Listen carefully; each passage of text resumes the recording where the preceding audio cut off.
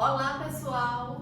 Nós vamos para mais um episódio do podcast Tendências e Negócios. Eu sou Fernanda Feitosa, consultora financeira, e estou aqui ao lado da minha fiel escudeira, Elisete Carvalho, sou assessora de investimentos. E hoje a gente vai trazer um caso super badalado no Instagram, que é o caso da Lara Nesteruk, e o que esse caso nos ensina sobre uniões não formalizadas. Para isso a gente trouxe duas especialistas na área de família, Sofia Coimbra e Luísa Salazar. Elas são advogadas familiaristas, mediadoras extrajudiciais e sócias do escritório de advocacia Coimbra e Salazar.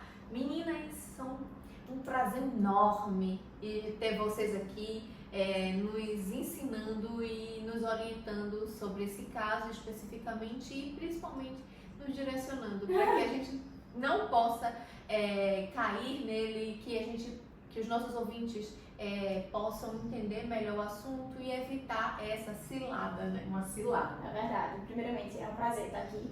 A gente agradece imensamente o convite. E falar sobre o direito das famílias é muito especial pra gente e conscientizar outras pessoas de algumas coisas que realmente a sociedade tem que ficar sabendo, né? Tem que ter acesso a essa informação cada vez mais. Como, por exemplo, esse caso da Lara Nesteruk, né? Que é um caso dentre zilhões que ganhou muita repercussão, né? Pelo que é a falta de formalização de uma união estável. E primeiramente, para muitas pessoas que não sabem, a união estável, ela, desde a Constituição de 88, ela foi equiparada aos seus efeitos ao casamento, certo? Muita gente não sabe que a união estável é equiparada ao casamento. No entanto, a união estável, ela é uma relação fática, certo? Você não precisa assinar um contrato, um documento, nem ir ao cartório para que ela exista. Então, muitas pessoas, às vezes, podem estar vivendo uma união estável sem que ela ao menos imagine isso. E provavelmente foi o que aconteceu com a Lara. Exato. E o que mais me chama a atenção nesse caso específico, e por isso que eu trouxe esse tema, e por isso que a gente queria falar desse tema, é que por mais que a pessoa seja inteligente, porque não há dúvidas aqui que Lara Nesteruk é uma mulher inteligentíssima. E mesmo com toda a inteligência dela, mesmo com toda a vivência, porque além de inteligente, ela é uma pessoa escolada, ela teve uma vida difícil, ela tem uma bagagem de vida, ela não é uma pessoa ingênua, além de inteligente, ela não é ingênua. Então, mesmo assim, ela foi pega de surpresa, ela realmente caiu numa cilada, e eu queria que vocês primeiro explicassem o caso e depois dissessem como que a gente pode evitar que isso aconteça com a gente ou com as pessoas próximas a nós. Exato. No caso de Lara, né, ela é uma digital influencer, né? Ela tem um canal onde ela fala sobre os mais diversos assuntos. Ela começou um relacionamento com um rapaz. E durante esse relacionamento foi ficando cada vez mais sério, eles começaram a morar juntos e tudo. E foi quando ela bombou nas redes sociais e começou a construir um império ali durante a relação com ele. E a grande questão é que, como Luísa falou, a união estável, diferente do casamento, ela não existe uma certidão de união estável, como existe no casamento. O casamento, para você se considerar uma pessoa casada, você precisa passar por um procedimento cartorário. Então você faz o pedido de habilitação no cartório, enfim, tem os editais de proclamas, depois tem uma celebração, é emitida a certidão de casamento e só depois disso é que você pode se considerar casada. A união estável não. A união estável, ela é uma realidade fática. Então, se você preenche os requisitos da união estável no mundo dos fatos, você vive uma união estável, independentemente de ter um documento declarando a existência dessa entidade familiar. Sofia, e quais são os requisitos para uma união estável existir? Basta você ter uma relação afetiva, pública, contínua, duradoura e com o objetivo de constituir família.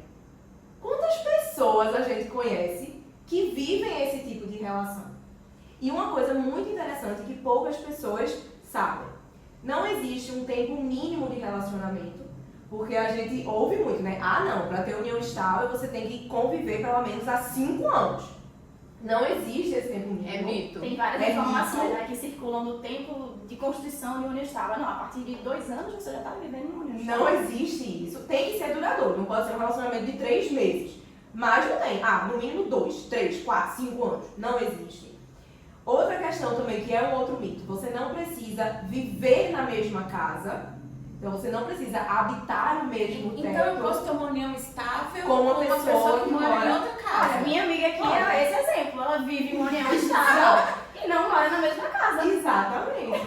Exatamente. Inclusive, o meu companheiro, ele mora no Rio de Janeiro. A gente vai se casar mesmo, formalmente, no ano que vem, mas a gente já vive uma união estável. A gente tem uma escritura pública de declaração de união estável, porque eu sou advogada familiarista, né, gente? Então, Mas eu não tenho comigo a não, né? declaração, eu não tenho esse documento. Certo. Mas eu tenho, assim, um Você tem um intuito de relacionamento. constituição de família, Ele lá é o cara. público. se vocês vivem como se casados fossem, se vocês já falam sobre, não, nós somos uma família, nós estamos construindo nossa família, você vive uma união estável, ainda que em cidades diferentes, em casas diferentes. Em países diferentes. Não precisa ter filhos, é outro mito, as pessoas dizem, ah não, tem que ter filhos.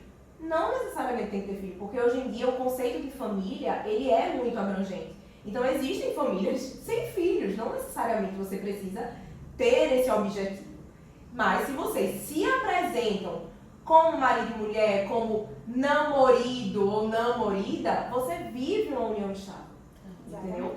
Então, Entendi. E entendi que maravilha, eu acredito que a grande maioria esmagadora dos relacionamentos está na classe das A vivência de uniões uma união estável. de união estável não formalizada, mas Sim, sim. enfática, né? Isso. Como você falou. E isso implica em quê? Na minha vida pessoal, financeira, a emocional a gente já sabe que a gente viu nas redes sociais o que a Lara passou emocionalmente por conta dessa separação, mas financeiramente a gente também sabe que ela sofreu. Como que a falta de formalização afeta financeiramente também a vida de uma pessoa por causa disso, né? Bem, como a gente havia falado no começo, a união estável é equiparada ao casamento, certo? E se você está vivendo uma união estável em que você não foi lá e formalizou aquela união, certo? A união estável vai ser regida, vai ser norteada pelo regime que a gente chama de supletivo, que é quando não se decide sobre nenhum outro regime que vai reger sua relação. O regime de comunhão parcial é que vai vigorar naquele relacionamento. Então, se você já vive uma união estável, não escolheu, não discorreu sobre qualquer regime de bens diverso que você escolheu realmente, ou discorreu sobre outras regras daquela união numa escritura pública, por exemplo, as regras da comunhão parcial é que vão incidir sobre o seu relacionamento. E o que é a comunhão parcial? bom, pelo regime da comunhão parcial de bens, todos os bens adquiridos onerosamente, você pagando por eles, durante o casamento ou durante a união estável, todos esses bens eles serão dos dois cônjuges ou companheiros, certo? E o que quer dizer isso? Quer dizer que em caso de separação, em caso de eventual divórcio, um vai ter direito à metade do patrimônio do outro, independentemente de quem está constando como proprietário do bem. Então, se você compra um apartamento durante a união estável e esse apartamento você só colocou no seu nome, pouco importa. Metade desse apartamento será do seu companheiro ou da sua companheira. Então, a grande repercussão prática de você ter uma união estável não formalizada é porque metade do patrimônio que você adquirir durante a sua união estável será também do seu companheiro. E foi aí que Lara se prejudicou bastante, né? Porque o relacionamento dela afetou diretamente o patrimônio dela. E assim, pelo que eu tô entendendo, ela não pôde tomar uma decisão, Não. né? Porque assim, ela foi viver esse relacionamento, acredito que ela gostava dele, ele também gostava dela, em algum momento os caminhos, né, se separaram um pouco, Mas ela não pode tomar uma decisão, não, eu quero dividir com ele, ou eu não quero dividir com ele. Na união estável não formalizada, eu vou dividir e acabou. Exatamente. Não tem o que fazer. Porque você não formalizou. Agora, tem como você evitar isso. E como? Formalizando. E é aí que entra a importância de você formalizar a sua união estável. Exatamente. Malu, me diz uma coisa. Eu chamo Malu porque eu sou íntima. Mas a doutora Luísa pode chamar Malu. e a doutora Tá bem Sofia. Meninas, então, se eu não formalizar, né, eu estou assumindo que eu estou no regime de comunhão parcial de bens. Exatamente. E vamos supor que durante o relacionamento eu constitua uma empresa, essa empresa fique milionária, vamos dizer porque eu sou pensa cabeça grande, grande, vamos supor que ela fique bilionária e de repente eu me separo, então essa pessoa ela teria direito a 50% da minha empresa bilionária, mesmo ela não sendo sócia, mesmo ela não sendo cotista, mesmo ela não trabalhando na empresa. Exatamente. Ela teria. É o privilégio que tem essa outra pessoa, caso realmente você não formalize a sua união estável. Exato. E como que a gente faz para formalizar, meninas? E assim, não que a gente entenda que as pessoas têm um casamento na busca do interesse pelos bens do outro. Não é essa a questão. O que a gente entende é que a vida nos traz surpresas, como foi o caso da Lara. Exatamente. A frase da Lara não existe opção para o fim do casamento. Era o casamento e acabou-se. Não existia opção para o fim. Ela dizia isso mesmo. Ela dizia a hora toda. Então, terminar um casamento não é uma opção. Isso. Terminar o casamento não é uma opção. Então, ela entendia que o casamento dela era sólido o suficiente, mesmo sem ser formal, era sólido o suficiente para nunca terminar. E é isso que acontece na vida. E a gente tem tanta certeza das coisas, só que a vida nos surpreende. Eu acho. E até eu quero colocar uma frase, eu tava doida pra falar essa frase pra vocês, porque eu cresci ouvindo essa danada dessa frase e eu não entendia. Minha mãe sempre falava, não quer? Amigável com fé, casado é. E de fato é. De fato é. De fato é, justamente pelo que o Malu falou logo no iniciozinho. União estável é igual a casamento, é equiparável ao casamento. Tanto é que os direitos do companheiro são exatamente iguais aos direitos do cônjuge, entendeu? E aí quando você fala, Fernanda, ninguém entra num relacionamento pensando em terminar. De fato, a gente não pensa nisso, a gente acha que a gente vai ser feliz para sempre. Mas a gente sabe que a vida não é bem assim e que a vida reserva surpresas. Mas mesmo para essas pessoas que ainda têm esse pensamento, mesmo assim, mesmo você tendo esse pensamento, a formalização da união estável, ela também é muito positiva para o seu companheiro no momento do seu falecimento. No sentido de proteção. Inclusive, você formalizar a união estável muitas vezes, da mesma forma que você casar ou que você fazer um pacto antinupcial, enfim, é uma forma de proteção ao seu cônjuge ou ao seu companheiro. Por quê? Porque você formalizando a união estável, você torna inequívoca a existência da união estável. Consequentemente, você torna inequívoca a existência de direitos para o seu companheiro. Então, por exemplo, uma situação que é muito comum hoje em dia. Eu tenho filhos de um primeiro casamento. Me divorciei e hoje estou entrando no segundo relacionamento. Não quis me casar mais. Porém, eu vivo junto com o meu companheiro, com o meu segundo companheiro e tudo. A gente mora junto, a gente tem uma relação pública, contínua, duradoura, com o objetivo de constituição de família. Apresento ele como se fosse meu marido. E quando eu falecer, eu quero que ele receba uma parte do que é meu a título de herança. Eu quero que ele seja meu herdeiro, porque afinal de contas é ele que está envelhecendo comigo. Porém, os filhos do meu primeiro casamento não aceitam essa pessoa, porque tem ciúme, ou porque, não quero que minha mãe tenha um novo relacionamento. Muita gente vive essa situação. O que é que eu posso fazer para o meu companheiro? O que é que eu posso fazer para assegurar que o meu companheiro vai ter direitos no momento do meu falecimento? Formalizando minha união estável. Porque se eu tenho uma declaração que eu vivo em união estável, quem é que vai dizer o contrário? Exatamente. Então você garante, você protege o seu parceiro ou a sua parceira. Entendi. E agora eu acredito que muitas vezes as pessoas não formalizam a união estável ou o status daquele relacionamento para não magoar o companheiro, Pra né? não achar que é algum Pra não achar que você interesse. está com interesse, ou ele está com interesse em você. Não, por que você não confia em mim? Que eu escuto muito, porque eu sou contadora e quando a gente vai abrir uma empresa, a gente sempre pergunta, porque tem que estar em contrato, né? Qual é o regime de comunhão, né? E aí, às vezes, não tem um regime, porque não tem uma formalização, né? E a gente diz, não, então você está Casado na comunhão. casado com você. Aí você Mas já aí- disse isso. exato. Aí ela fala, Não tem um regime, não. Tem. Você tem Tem, você que tem. talvez não saiba, mas é o da comunhão parcial de bens. Exato. e aí ela fala, Fernanda, mas é porque, veja só, ele talvez se magoe se eu resolver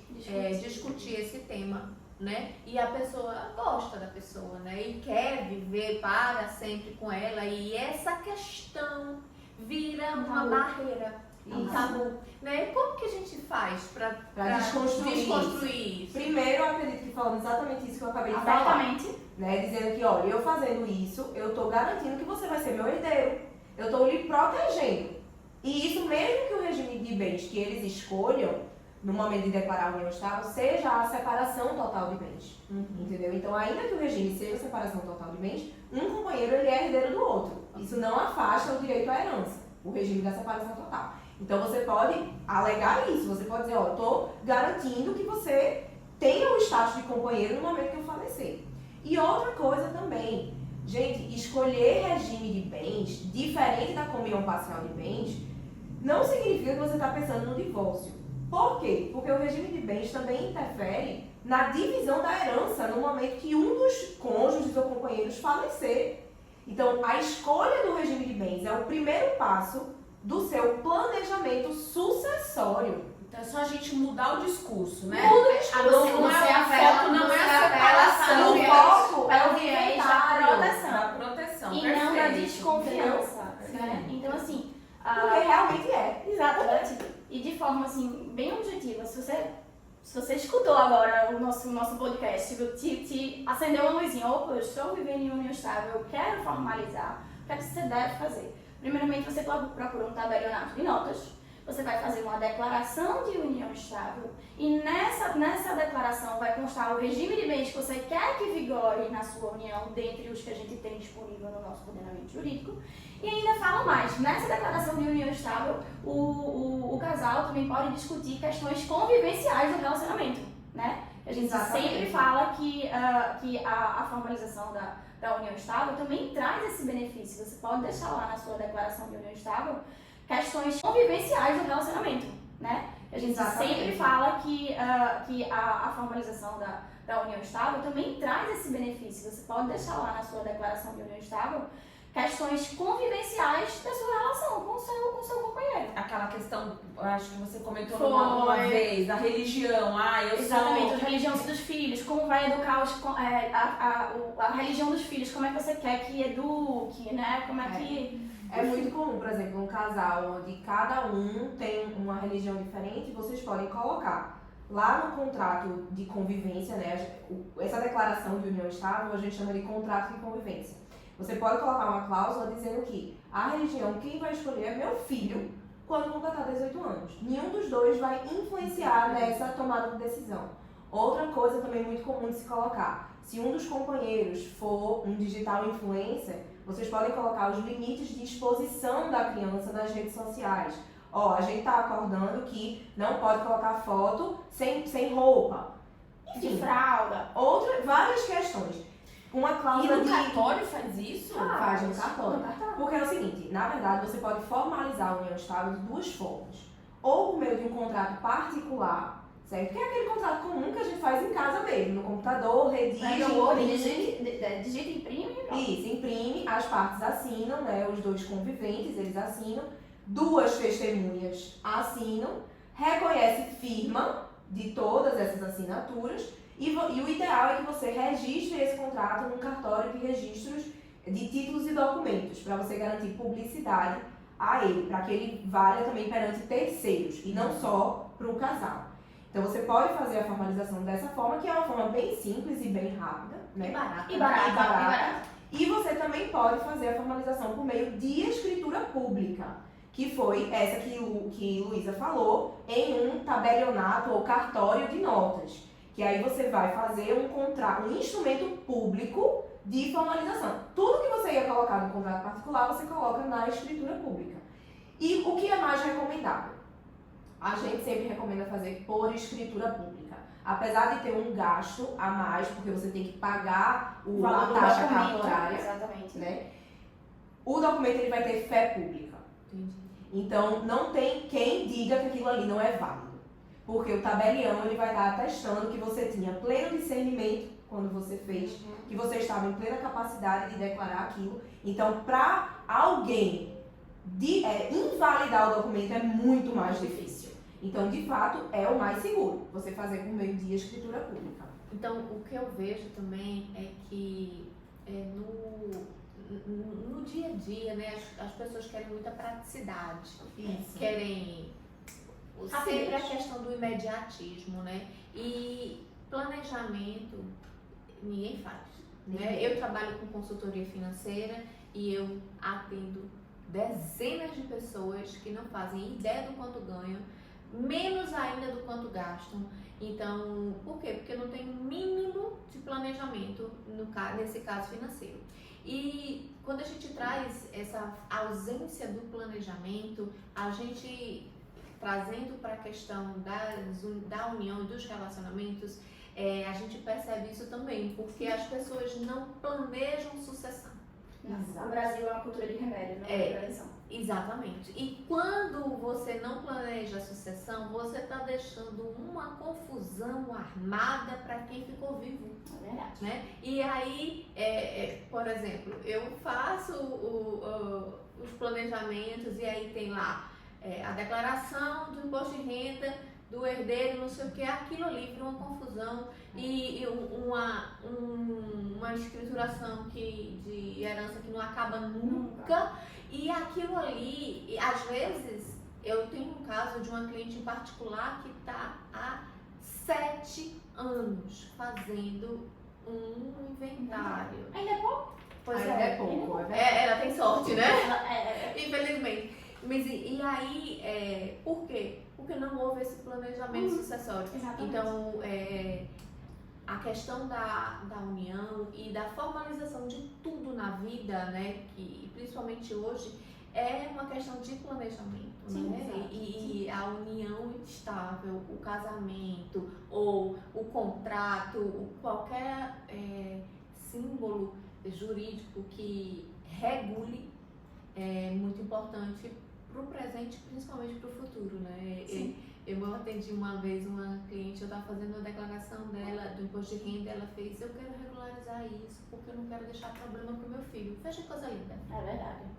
Porque o filho dela com certeza tem os problemas dele, Claro. né? E por mais que ela esteja deixando um bem para ele, além de deixar um bem, ela está deixando um monte de problema. Exatamente. Então ela disse assim, não, Fernanda, eu quero regularizar porque eu não quero deixar problema pro meu filho. Eu achei aquilo tão altruísta, porque não é porque eu construí, mas assim, eu sei que vou deixar, por que eu não organizar para deixar? Eu não deixo livre de pepinos, né? Exato. Deixo lá. Exatamente, né? Exatamente. Então eu penso muito que a questão tanto da pessoa física quanto da pessoa jurídica passa pela questão do planejamento. Sim. Então, quando você faz planejamento para qualquer coisa, por exemplo, Sofia, ela é advogada familiarista, então lógico que ela pensou, Com certeza. Exatamente. né? Mas agora os ouvintes estão sabendo conscientes do que pode acontecer e principalmente da proteção que isso pode vir a ter. Exato. Né? Porque é o seguinte, se você, aquele caso lá, eu tinha filhos do primeiro casamento e estou constituindo uma nova família, né? Uma segunda união.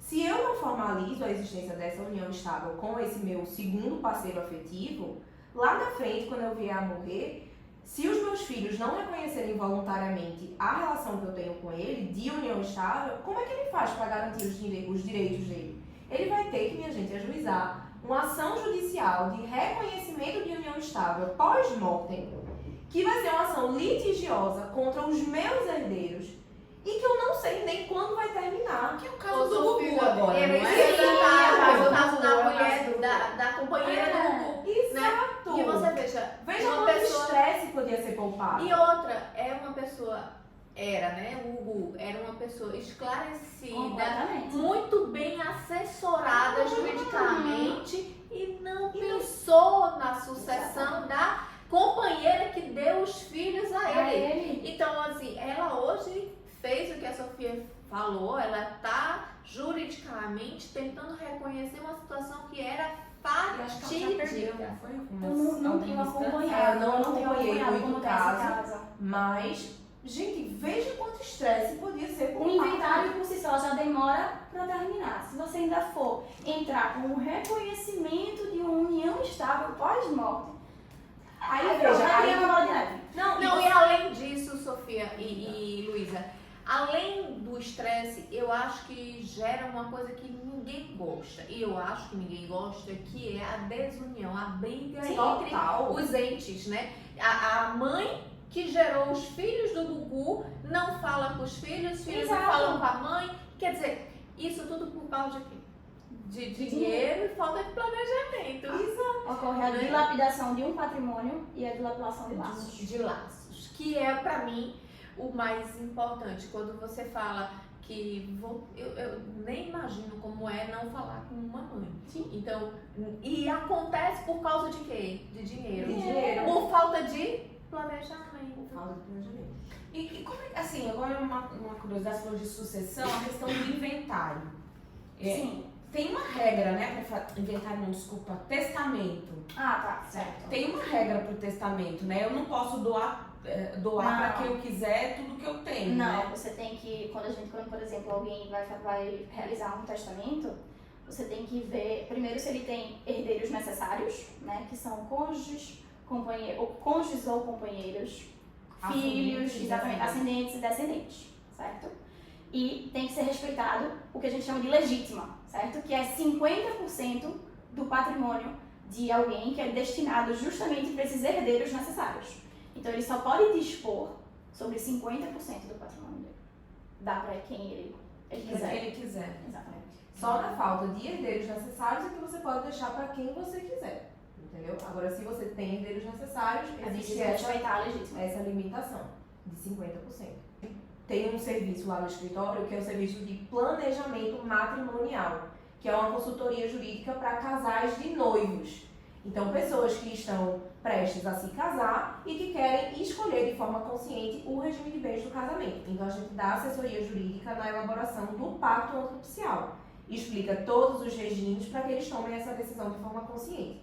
Se você não faz pacto antinupcial antes do casamento, o regime de bens do casamento vai ser a comunhão parcial de bens. Também. Então, você não fazer uma escolha é uma escolha.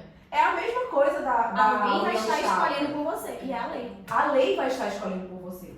Entendi. Entende? E eu Não acho tem pra onde fugir. eu acho que aí é uma questão realmente de maturidade. Exato. Né? Porque a gente volta à questão do rico e do pobre. Sim. Né? Só quem faz pacto pré-nupcial é bilionário, porque ele tem um bem super gigante, patrimônio. um super patrimônio, tem herdeiros, e aí ele vai lá e faz, tá se casando pela segunda ou terceira vez, e vai lá e faz o pacto pré-nupcial, mas não necessariamente De só forma precisa ser essa pessoa que De faz o forma pacto, né? Eu acho que as Exato. coisas, quando a gente fala de globalização, eu acho que tudo envolve a globalização. E a globalização não é só no sentido global, mas no sentido de disseminação de informação, de direitos, de obrigações. E essa informação do que eu posso, do que eu não posso, do que eu escolho, do que eu não escolho, é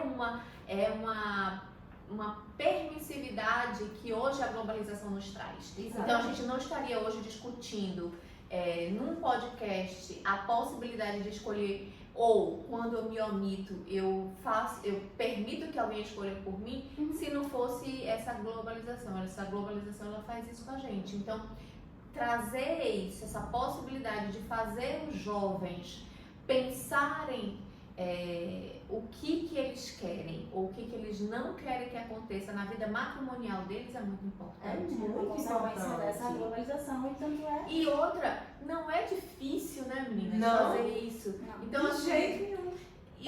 Você fala em não ser difícil em jovens. Eu ouvi falar que tem um contrato de namorado. A gente ia falar isso agora, antes de terminar, assim, antes de exaurir todo esse tema do... Mas antes de entrar nesse assunto, uma coisa muito interessante é que, ainda que, não, Sofia, a gente não tem patrimônio nenhum, a gente vai construir todo o nosso patrimônio durante o nosso relacionamento, seja união estável, seja casamento. Então, a gente gostaria, sim, do regime da comunhão parcial de bens. Então, para que eu vou fazer um pacto antinupcial em caso de casamento ou uma declaração de união estável em caso de união estável? Né? Porque muitas vezes você pode pegar o regime da comunhão parcial de bens, você pode eleger esse regime, mas você fazer ressalvas a ele. Então, existe a possibilidade de você adotar um regime de bens misto, que é um regime de bens que não existe na lei, assim, que não está previsto especificamente na lei. Então, isso acontece muito com os empreendedores. O que é que acontece? Não, a gente não tem patrimônio, vai construir tudo junto, a gente quer a comunhão parcial mesmo. Porém, eu, Sofia, tenho interesse em empreender na minha vida. E o empreendimento vai ser a minha fonte de trabalho. Então, assim, eu queria que o meu empreendimento não entrasse. Porque eu vou constituir durante o meu casamento ou durante a minha união estável. Mas eu queria que isso ficasse de fora. É possível fazer isso? É possível fazer isso. Você pode adotar a comunhão parcial de bens com a ressalva de participações societárias. Então, sai do regime da comunhão parcial as empresas que forem constituídas por qualquer dos cônjuges ou companheiros durante a união estável ou durante o casamento. Sofia, eu achei fantástico isso. E eu não sabia. Ninguém sabe. Ninguém sabe. Eu não sabia isso. Mas quando eu fui casar, há 11 anos atrás, eu sou casada oficialmente. E aí a gente foi no cartório e o tabelião, ele faz, e o regime de casamento? Isso aí foi no registro civil já. Foi. Já foi no casamento mesmo. Eu sou casada oficialmente. E aí a gente tava assim, sentadinho, o tabelião. Não, esse aí é o registrador. O registrador estava na minha frente, aí ele fez essa fatídica pergunta: qual é o regime de comunhão do casamento de vocês? Eu olhei pro meu marido, quer dizer, o meu noivo ainda na época, eu olhei pra ele. Ele assim, tinha 30 interrogações na cabeça dele e eu 30 na minha. Aí a gente se entreolhou, aí a gente fez assim, ó. Aí, que foi que vocês conversaram ali? Eu fiz, a gente não tem nada, então, nada por nada, a gente fica com o regime de comunhão de bens. Tá vendo? E foi exatamente isso que a gente pensou, bom, Foi de não super tem não. nada. A gente não tem nada mesmo. Eu vou dividir o quê? Porque dividir 0 fica com 0, né? Então foi o que a gente pensou lá na hora, mas em momento nenhum a gente pensou que a gente pudesse colocar ressalva, mas poderia. Por exemplo, eu tenho uma empresa que tem o tempo de casamento do meu casamento, porque logo quando a gente casou, a gente constituiu, na verdade, um pouquinho antes. A minha empresa é um pouquinho mais velha do que o meu casamento. Então, ela tem... Eu abri minha empresa em março e casei em novembro. Então, se não fosse... a gente não fosse sócio da empresa, eu poderia muito bem não colocar a minha empresa. Por quê? Porque só a gente sabe, e no caso ele também, quanto a gente batalhou. E se eu não fosse sócia dele, a batalha era só minha, né? De um soldado. E por que eu teria que dividir com ele se ele não lutou tanto como eu para conseguir isso, né? Exato. E eu acho isso não egoísmo, eu acho isso justiça. Exato. E assim, seria até o seu... Veja bem, tudo depende muito do estilo de vida do casal, né? Quando a gente faz um planejamento matrimonial e tudo, a gente tem que analisar o plano de vida. Então, por exemplo, um casal que é extremamente conservador, onde a mulher não tem pretensão de trabalhar e que pretende ficar em casa para cuidar dos filhos e educar os filhos, a gente não indica Não. o regime da separação total de bens. Lógico, Não, até porque porque ela então ele está trabalha, construindo. Ela tá em casa. Exatamente. Ela não suporta. ele só conseguiu, porque normalmente é o que mais É o que mais acontece. Ele só conseguiu chegar ali porque ela estava aqui Atrás. fazendo o Isso. serviço. Exato. E é um trabalho e muito injusto, por sinal, porque não é remunerado. Exatamente. Entendeu? Então, Não tem difícil férias, como não tem qualquer décimo, né? Não tem nada. Então difícil como qualquer outro. É. Às Às vezes o vezes mais é mais difícil. difícil. Às vezes o mais difícil. Porque você tem que agradar e outra, né? Sua família, você quer dar o melhor pra ela. Acho né? que educar. Eu acho que é quando você coloca isso é muito bem colocado, porque no mundo hoje que todo mundo trabalha, mas existem composições Existem. familiares completamente diferentes. Existem, então tudo isso tem que ser pesado. Mas, por exemplo, no seu caso, onde os dois queriam uma independência financeira, onde você queria construir sua empresa e seu marido talvez não quisesse ir para o mesmo lado, quisesse constituir a empresa dele, sei lá, ou ter o emprego dele normal, CLT e tudo. Poxa, se os dois vão ter uma vida em separado, beleza, a gente pode botar a comunhão parcial para os imóveis, para os investimentos, para seja lá o que for. Mas para a empresa, vamos deixar, é a fonte de trabalho de Fernanda, Isso. sabe? Então, assim, é mais do que justo, Entendi. Uhum. né? Eu Isso acho, é possível. eu acho. E aquela muito cláusula bacana. de traição? Porque Pode esses falar. dias falaram pra caramba Ah, disso, né? foi, Que é. agora traiu, paga indenização. É no regime também ou é outra coisa? Veja, pode ser colocado nessa declaração de união estável ou no pacto não nupcial, a depender se a gente está falando de união Casamento. estável ou casamento. E é justamente um modelo de cláusula convivencial, que Malu falou, que pode colocar questões convivenciais além do regime de bens. Então, os companheiros ou os noivos, eles podem colocar uma cláusula nesse contrato dizendo que em caso de traição será paga uma indenização de tantos reais, certo?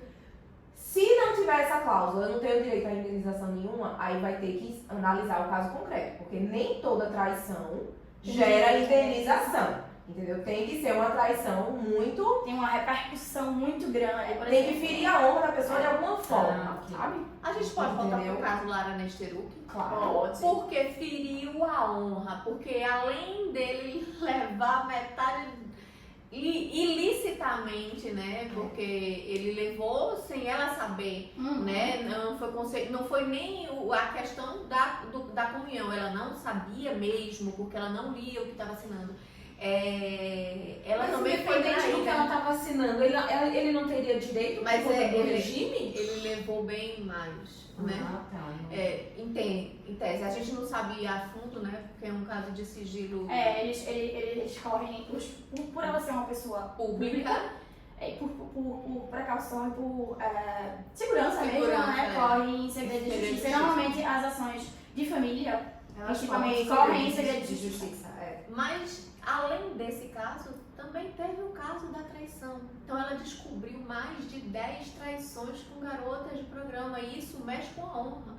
Não é apenas só, eu traí com uma pessoa, né? Você foi exposta publicamente. Exato. Quando a traição, ela gera, por exemplo, uma repercussão pública, quando é uma pessoa pública, quando é uma coisa muito descarada, algo que realmente constranja a pessoa traída, aí você pode pleitear uma indenização. Não é certo que você vai conseguir, porque vai depender do juiz que você pegar, né? Vai ter juiz que vai dizer isso aí é mero aborrecimento. Outros vão dizer, não, realmente, foi uma coisa extremamente constrangedora e etc. Então, isso realmente é muito É muito da entendimento análise de cada do cada caso. E jogador. com relação ao perigo à saúde, porque eu fico pensando assim, quando um juiz disse assim, não foi mero constrangimento, certo? E se ela tivesse pego uma doença infecto-contagiosa Aí devido é à outra pressão? situação. Eu acho que seria mais Aí uma seria até questão dano mais material, material, com relação aos tratamentos que ela precisou fazer. Aí precisaria. Aí seria uma outra questão. Realmente a gente não estaria falando de indenização por dano moral. E Talvez até entrasse aí um pedidozinho, né, de dano moral. Mas aí eu acho que ainda extrapola ainda mais. Porque a traição hoje, além de ferir, né, a honra da a pessoa. honra, ela também Tem esse gera viés, né? viés, risco à saúde. Exato. E principalmente nesse caso em particular, em que ele traía ela com garotas horas de programa. Exato. E E sem camisinha, e né? sem camisinha e preservativos. alguma coisa assim. Então, isso Bem sério. é muito sério. Então, esse caso é um caso em que tudo foi feito muito errado, né? Então, e machucou muito a outra pessoa. Então, a Exato. gente tem que se autoproteger em Sim. todas as formas. É. E assim, quando você casa você espera casar para a vida toda, como ela disse, sair não era uma opção. Sair na oração. E saiu. E saiu, né? E saiu. Pois é. Então, não coloque a impossibilidade na vida, que a gente não conhece o futuro, a gente não conhece. Não conhece. Né? A gente se previne para, Sim. mas a gente não sabe o que pode acontecer. E só um adendo. Nessa questão, se eles tivessem um contrato de união estável e existisse uma cláusula de indenização em caso de traição, a indenização seria certa.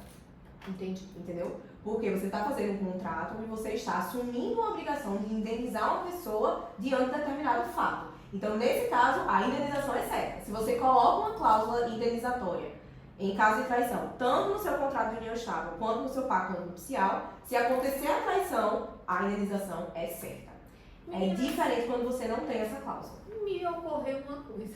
E Diga. eu pensando, a pessoa está casada lá há 20 anos e quer fazer um contrato no meio do casamento. É possível? Casada no papel, Sim. veja, hoje em dia a gente fala de acordos pós-nupciais. Esses acordos pós-nupciais, primeiro que ainda não existe um entendimento uniforme na jurisprudência sobre a validade deles. Mas alguns tribunais eles já consideram esses acordos pós-nupciais como válidos, certo? Mas eles não podem dispor sobre qualquer coisa. Por exemplo, eles não podem alterar o regime de bens do casamento. Não quer dizer que você não possa alterar o regime. Você pode alterar o regime, mas por meio de uma ação judicial. Por enquanto é só através de ação Ação judicial. judicial. Mas nesse acordo, por meio de acordo assim, feito em casa ou por meio de escritura pública, não é possível alterar o regime. Mas você pode fazer ressalvas a ele. Sim. Entende? Então, questões que não são tão substanciais, você pode colocar nesse acordo pós-nupcial e alguns tribunais já estão considerando essas estipulações válidas, entendeu? Para alterar o regime de bens, aí você tem que realmente entrar com essa ação judicial, que é uma ação judicial bem simples, tá? A gente chama que é uma ação de jurisdição voluntária. Porque, querendo ou não, são duas pessoas requerendo algo ao juiz, não são duas pessoas litigando uma contra a outra. Entendi. Entende? Então, é tranquila, não tem muita complexidade e você consegue alterar o regime de bens. E uma coisa muito interessante sobre esse tema, Fernanda. Sofia, vocês estão ouvindo a gente aqui agora. Meu Deus, eu vivo uma união estável há 10 anos, eu já tô com meu namorado e nunca fiz uma formalização. Quero formalizar agora. E aí, essa formalização vale para todo o período? Sim. Ou não? E aí? Essa declaração você pode estipular uma data retroativa para o início da união estável. Então você pode dizer, ó, eu e fulano vivemos em união estável desde 2013. Ponto. A união estável ela vai ter sido iniciada em 2013. Porém, o regime de bens que você adota nessa declaração feita hoje só vale daqui para frente. Entendi. Para trás vai valer o regime Da comunhão parcial de bens. Então, de 2013 a 2023, tudo que foi adquirido onerosamente é dos dois. A partir de 2023, vigoram as regras do regime que você escolheu. Isso é muito interessante. Isso é muito importante. É muito importante. E assim, foi muito esclarecedor conversar com vocês. Claro. Minha gente, a gente não faz ideia. A gente acha que juntou as escovas de dente, né, Lisete? Tá tudo bem. Vamos tudo embora. né? Vamos Juntou, embora ser feliz, vamos ficar juntos pra sempre. Vamos junto pra sempre, mas a gente não Tem vive várias no mundo da Barbie, consequências. né? Não vivemos no mundo. Infelizmente, e a gente precisa saber dessas informações. Foram muito Foi o preciosas. contrato dos namorados. Então, o contrato interessada nessa namoro. história. Eu não tô namorando, não. Mas eu acho que a filha dela tá. Pode ser. A mulher tá muito interessada. Mas pode ser pros filhos, né? Pode, também. Com certeza. Então, da mesma forma que as pessoas querem, às vezes, formalizar a união estável para tornar inequívoco a vivência de uma união estável, às vezes pode-se ter a situação contrária. O que é que eu faço, já que a união estável é uma relação fática, para garantir que o outro não alegue que aquele período que a gente estava vivendo junto é uma união estável, né? E aí entra a possibilidade do contrato de namoro, né? De se fazer um contrato de namoro estabelecendo que aquele casal que está ali não tem o intuito ainda de constituição de família, que aquilo é um relacionamento realmente de namoro, visto que o namoro não tem um efeito jurídico, né? Então, você não tem direito à sucessão do outro ou à pensão alimentícia, né? Então, ao plano de ao saúde. plano de saúde, É, exatamente. Então, fazendo esse contrato de namoro, ajuda, né, a realmente, se alguém for alegar em algum momento, não, nós estamos vivendo uma união estável, não, tá aqui, a gente fez um contrato de namoro, certo? E aí ele reforça que aquele casal não estava vivendo em uma união Separa estável. o menino dos homens, né? Mas, se por acaso ficar comprovado que eles realmente estavam vivendo uma união estável, a relação era pública, duradoura e com o intuito de constituir família, aquele contrato de namoro é derrubado. E a união estável prevalece. Esse contrato de namoro, ele é muito usado. Primeiro, durante a pandemia, a gente viu muitos casais, né, por exemplo, jovens médicos que tinham um relacionamento afetivo, não queriam ir para o hospital e voltar para casa para contaminar seus pais, não, vamos alugar um apartamento e vamos viver junto. Você vê que eles foram forçados a uma situação onde, não, a gente não quer constituir uma família agora. Exatamente. A gente está junto por uma outra questão. Aí, esse casal, ele pode fazer esse contrato de namoro para certificar que aquilo ali, eles estão vivendo juntos, eles dividem contas, porém, é apenas um namoro. Eles ainda não têm o objetivo de constituir família. Outra situação que, gente, pelo menos, eu tô com 29 anos, então eu tô numa idade, né, que as pessoas estão começando a ficar mais inseridas, né, no mercado de trabalho, começando a crescer mais suas carreiras e tal. Então, muitos conhecidos meus foram para São Paulo, foram para outros estados. E às vezes casais foram para esses locais e começaram a morar juntos no apartamento para facilitar a vida nesse novo estado. Né? Despesa, né? Então, eles se juntaram não porque eles queriam constituir uma família, mas porque era interessante para eles e conveniente para eles naquele momento. Esse casal, ele pode fazer esse contrato de namoro. É interessante que ele faça, entende? Agora, como o Malu falou, se você faz para tentar burlar a lei, não é garantia. Não é garantia que ele vai valer. E esse contrato? Contrata uma advogada familiarista, vai direto no cartório, como é que faz isso? Pode, da mesma forma, da declaração da união estável, você pode fazer em contrato particular ou escritura pública. Em nenhuma situação é necessário um advogado, tá? Então a gente, apesar de ser extremamente recomendado, justamente porque ninguém vai dizer isso que a gente está falando aqui, ninguém vai saber, é extremamente recomendado você ter um advogado lhe assessorando, mas a presença do advogado não é obrigatória. Nem para o contrato de namoro, nem para a declaração de união Ela é estável. dispensável, mas ela é necessária. Ela é necessária, E exatamente. eu acho assim, cada um no seu quadrado. É verdade. Se eu não faço ideia do que eu tô querendo fazer, ou do que eu posso ou não, Exato. porque às vezes você vai fazer um documento e você coloca alguma coisa ali, porque você colocou uma frase que invalida o seu documento. Exatamente. Cara, eu pensei tanto, mas não procurei o profissional competente para fazer aquilo ali da forma correta. Então, E eu sempre acabo as consequências. exatamente, o barato sai caro. O barato sai caro. Então, assim, muito esclarecedor, meninas. Amei conversar com vocês sobre esse assunto. Graças a Deus, sou casada, muito bem casada, mas conheço muita gente que vive em situação de união estável, você saber, e que com certeza vai começar a acender luzes. Opa, né? Lisete também, né? Eu garanto que ela tá pensando aqui, ela tá olhando pra mim e tá pensando. Eu tive união estável por muitos anos, né? Aí um dia eu falei assim pra minha filha, não, porque o meu marido, ele não é seu marido, ele é seu namorinho, vocês não são casados. Pois é, E aí a gente oficializou, aí a gente casou, regularizou tudo, Ainda né? bem.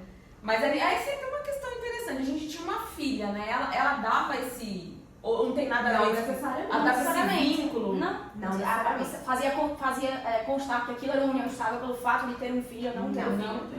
Não tem Aí ela nada. fez a gente regularizar e lá se vão 15 anos já de Olha aí, regularização. Entre graças a Deus. Graças a Deus, oficial e ela está. extraoficial já vão 25. É tempo. Vai mostrar. É boda de prata, né? É verdade. Olha aí. Meninas, muito obrigada pela presença de vocês. Foi um Prazer, prazer. nossa. Foi ótimo, foi É, ótimo. a gente conseguiu falar de um tema que é um tema chato, né? É um tema de direito, ninguém quer saber de duas coisas. É contador e advogado, ninguém quer saber. Exato. Mas só que são profissionais indispensáveis porque eles, além de resolver os problemas existentes, eles previnem muitos problemas. E Muito. o que a gente está querendo fazer aqui é prevenir problemas futuros. Exato. E vocês foram primorosas. Muito obrigada, Obrigada por a estarem aqui. vocês. Meninas, eu queria que vocês compartilhassem como que as pessoas que nos ouviram podem achar vocês para fazer um contrato de casamento, um contrato de união estável, ou sucessão. Exato. Sim. Vocês podem achar a gente nas redes sociais, no Instagram. O meu Instagram é @luisasalazar.adv. E o meu é Sofia com PH, sofiacoimbra.adv. E o do Escritório. É @Coimbra e Salazar. @Coimbra e Salazar. Então, Isso. quem estiver pensando em fazer sua formalização ou regularizar algo que já existe, procure as meninas, vocês veem que elas têm um conhecimento e trouxe várias informações aqui que assim, a gente não fazia ideia que existia. E foi um prazer mais uma vez, viu? Obrigada. Obrigada a vocês. Minha gente, a gente vai ficando por aqui. Semana que vem a gente está de volta com mais um tema instigante, interessante, um tema para trazer insights e, consequentemente, mudar a vida de vocês. Eu agradeço. Eu também agradeço a oportunidade de estar aqui e aprender de tanto, né? Aprendi demais hoje e até semana que vem.